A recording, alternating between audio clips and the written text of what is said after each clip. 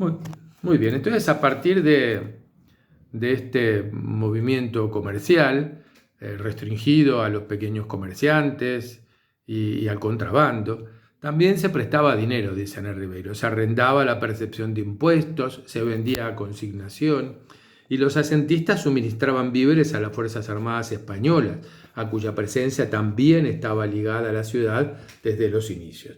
Nunca hay que perder de vista que Montevideo nace como plaza fuerte.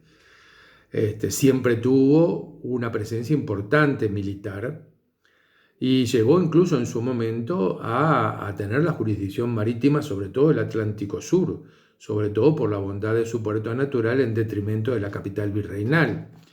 Nuestra jurisdicción llegaba hasta las Islas Falkland, hasta las Malvinas, y por lo tanto el asentadero naval tenía sede en Montevideo y no en Buenos Aires. Por lo tanto, fue una ciudad signada desde el inicio por la presencia de las Fuerzas Armadas. Eso también va a provocar que a inicios del siglo XIX se produzcan las invasiones inglesas para tomar esta plaza fuerte, que era la llave de entrada a la cuenca fluvial del río Uruguay, Paraná, etc. Muy bien. Retomando Ana Ribeiro las notas de Pérez Castellano, nos cuenta que Pérez Castellano dice: computo el número de habitaciones que hay dentro de los muros, entre casas y cuartos de alquiler, en unos 1500, pero por fuera de los muros, en los propios arrabales, entre casas de paja, de teja y azotea, me parece que pasarán de 400, le cuenta Pérez Castellanos a su maestro de latín, don Benito Riva, en 1787. La ciudad le resultaba próspera y adelantada, dando desde la bahía un golpe agradable a la vista, porque todas las casas se fabrican ahora de azoteas con vistosas cornisas, remates y chapiteles, muchas de ellas. Se le ponen maderas del Paraguay, que son de duración inmemorial y de gran consistencia, para sostener sin movimiento el peso de las tejuelas y argamasas que se hace con cal de piedra. Habitaciones amplias, ladrillos, paredes encaladas, balcones de hierro para las casas de alto y las rejas para las ventanas de la calle son ya comunes. Parrales de uva moscatel y de uva negra, y recogiendo el agua de las azoteas, los aljibes en los patios. Del fuerte antiguo no ha quedado más que la capilla. Recuerden que el fuerte antiguo se levantó en el punto más elevado de la península, desde donde se dominaba tanto la bahía de Montevideo como el acceso por el río de la Plata desde el oeste y desde el este, en donde está actualmente la Plaza Zabala, que era el punto más alto de la península. Allí se erigió el fuerte antiguo. Y de él, dice Pérez Castellano, en esta época, a fines del siglo, no ha quedado más que la capilla. Todo lo demás, que comprende la misma área en cuadro, se ha renovado con piezas de bóveda para casas reales y almacenes, con viviendas a la derecha y a la izquierda de la capilla para el gobernador y para el virrey, que ha llegado a estar aquí años enteros. Este es un dato interesante, porque Montevideo, si bien no era la capital virreinal, que lo era Buenos Aires, supo alojar durante muchos periodos a los virreyes, que a veces, huyendo de los problemas que se suscitaban en la capital virreinal, venían a pasar temporadas a Montevideo, y también para resolver los problemas de la banda, que requerían la presencia física del gobierno. Muy bien. La ciudad, continúa Pérez Castellanos, tiene ya una casa decente con un gran balcón a la plaza. En lo alto, sus piezas separadas para cada juzgado, y en lo bajo para el cuerpo de guardias, cárceles y calabozos para hombres y mujeres. Acá se refiere a la Plaza Mayor, a la Plaza Matriz, y se refiere básicamente a lo que son el cabildo y reales cárceles. La iglesia matriz, en orden al edificio, es la misma que era antes, pero no en orden a sus alhajas y adornos. Tiene 8 altares, 4 de ellos con retablo, en que hay hermosas imágenes. Las más sobresalientes son las de los 2 santos patrones, ¿verdad? Felipe y Santiago, como recordarán. La del Carmen y la del Rosario, que se hicieron en Madrid. Hay un sereno orgullo en la descripción de Pérez Castellano, y los adjetivos como decente o bien hecho alternan con los precios de cada nuevo ornamento para pautar el avance y el esfuerzo que el mismo contiene.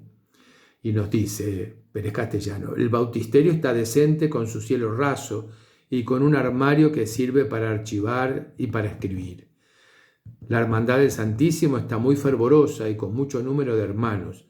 Ha hecho para sus funciones 6 blandones de plata para su correspondiente cruz sacra y 2 candeleros con 3 brazos cada uno para alumbrar inmediatamente al Santísimo, todo lo cual costó más de 2.000 pesos. Acá habla Pérez Castellano que hicieron 6 blandones de plata.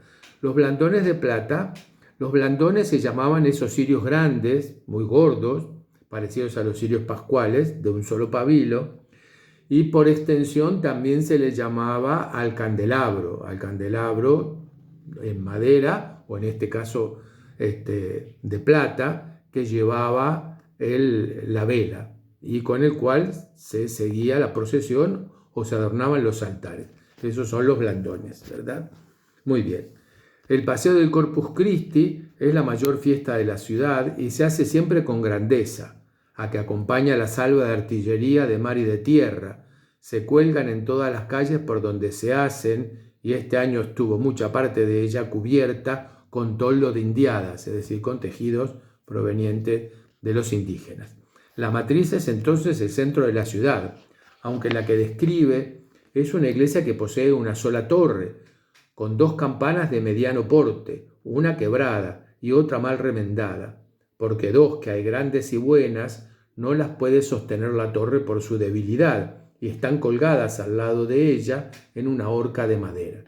Como verán, todavía la ciudad tenía deficiencias edilicias, recién empezaba a conformarse como tal.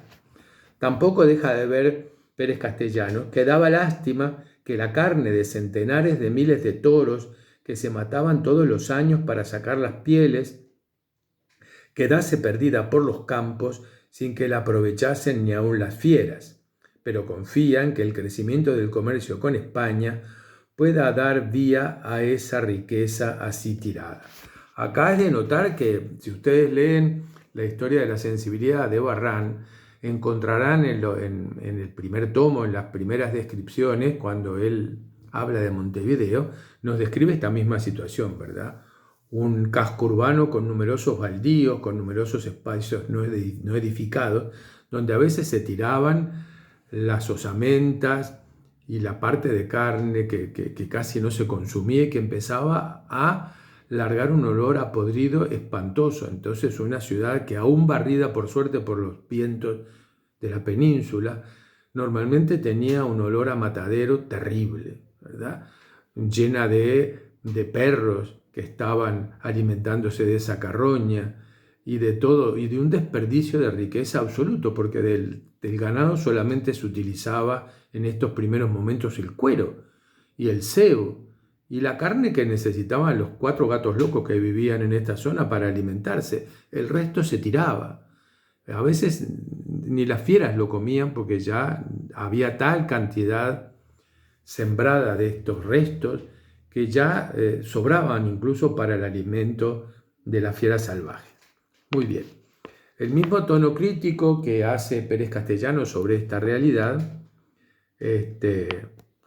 lo da también de que ve el error, aunque lo marca y lo justifica en su tiempo, de Montevideo como asiento negrero, ¿verdad? Y entonces Pérez Castellanos dice: se están esperando por días 2 embarcaciones inglesas cargadas de negros, y los apoderados de este asiento, que dicen que subsistirá, es decir, el asiento entendido por comercio, ¿verdad? El comercio de esclavos, que dicen que subsistirá, van a hacer galpones sobre la orilla del Miguelete a su entrada en la bahía para hospedarlos.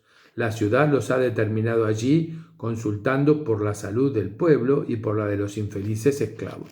El caserío de negros estaba ubicado aproximadamente en la zona de La Teja, cercana a donde está la planta de ANCAP.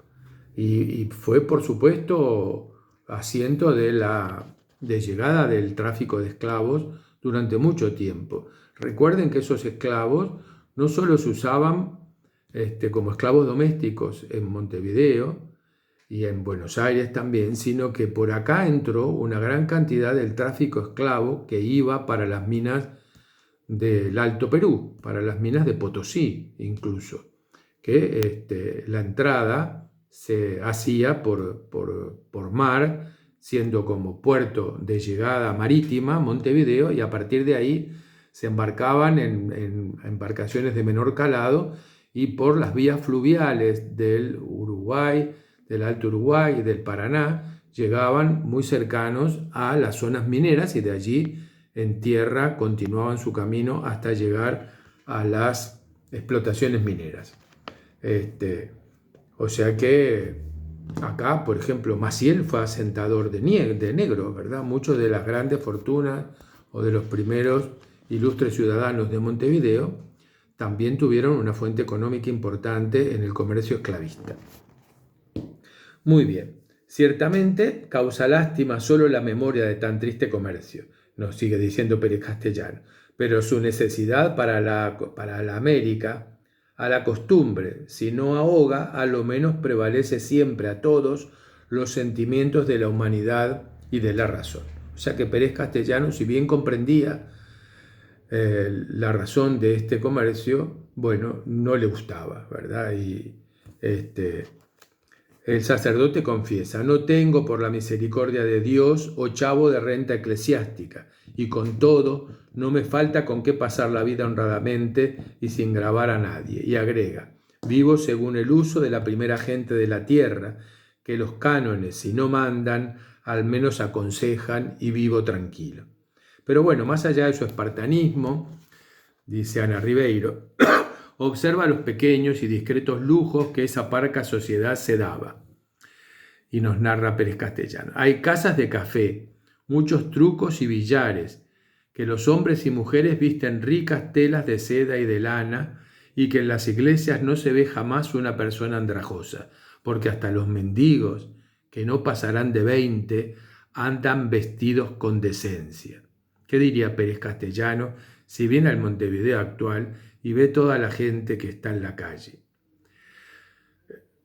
Bueno, esto no hay que hacer históricamente estos ejercicios extraños, ¿verdad? Pero en esa Montevideo de la abundancia había muy poquitos mendigos, y esos poquitos mendigos estaban muy bien mantenidos.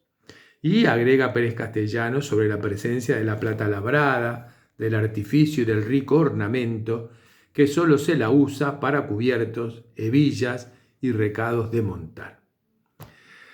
El mismo deseo de ostentar, pero sin demasía, que de este párrafo se desprende, se observa cuando describe la vestimenta femenina. Dice que usan medias y sayas de seda, mantas de seda o de lana fina, generalmente en blanco o en negro. Y nos dice: en el peinado, hebillas, y en zapatos tiene tanta jurisdicción el capricho y los modifican tan diversamente que sería dificultoso hacer relación circunstanciada de su diversidad. El peinado fue alto, luego bajo, en los zapatos usaron tacones altos, luego los bajaron hasta eliminar el taco, luego los volvieron a subir. Lo mismo con el uso de hebillas y redecillas. Pero pese a los vaivenes, regularmente visten con honestidad sin descubrir jamás los pechos. De cualquier manera, el mundo femenino y las claves sociales que la moda emiten le parecieron al sacerdote letrado un verdadero laberinto, y él decía: no hay materia en que se pueda hablar con menos seguridad que en esta. Muy bien, y dice Ana Ribeiro: hay algo que marca claramente el avance del tiempo en la ciudad, más que los humildes progresos relatados por Pérez Castellano, y que es el inventario de sus muertos. Y Pérez Castellano nos dice entonces: este año murió la última persona que quedaba de los pobladores originales, cabezas de familia de esta ciudad, que era la vieja Cabrera. Con esto digo que han muerto todos los demás, y han muerto también muchos de sus hijos, que en el día son ya viejos, setentones, pues los nietos, que son los de mi tiempo, son ya hombres de casi medio siglo. Murió don Joaquín de Bedia, don Antonio y don Agustín García, Camejo, el menor de los Duranes, doña Josefa la Española, la Coria, Cordobés y su mujer, y otras muchas personas que he nombrado o no me ocurren. Y Pérez Castellano cierra con estas palabras la carta en cual consigna estos datos. Concluyo a la española sin expresiones superlativas, pero con verdadero afecto. Se refiere, obviamente, al afecto que siente por el destinatario de esa larga carta, que es una radiografía de la ciudad, pero que bien puede señalarse que afecto sin expresiones superlativas es el estilo de su morosa descripción. Y lo vamos a dejar aquí hasta la semana que viene, porque ahora Ana Laura, me hizo acordar de Ana Laura. Estamos hablando de la Ana Ribeiro, no de nuestra Ana Laura. Como con Ana Laura me he estado enviando correos toda la mañana, me surgió claramente el nombre de Ana Laura. Digo que Ana Ribeiro nos va a contar, a partir de estas páginas de Pérez Castellano, nos va a contar también cuáles son las miradas de algunos viajeros que llegan a nuestras tierras y qué es lo que dicen de la ciudad y de sus primeros pobladores. Así que bueno, de eso nos ocuparemos la semana próxima. Espero que todos pasen muy lindo, que disfruten del buen tiempo que estamos teniendo. Cuídense mucho, por favor, por lo menos hasta que amaine el temporal y empecemos a tener un poquito más controlada la situación que parece ser se nos fue un poco de las manos. Y como siempre somos los primeros en la fila del riesgo, así que hay que cuidarse mucho. Y eso implica que igual no dejen de reunirse con su familia, no dejen de reunirse con sus amigos cercanos, porque son necesarios para la vida. Hagan reuniones pequeñitas en su casa con 3, 4, 5 personas, no muchas más. Asegúrense de que la gente con que se reúnen está cuidándose y no anda por ahí funcionando a lo loco, y de esa forma podremos estar acompañados y cuidados a la vez, porque ambas cosas se necesitan en estos tiempos. Así que bueno, un beso grande a todos, nos estamos viendo la semana próxima. Que pasen lindo.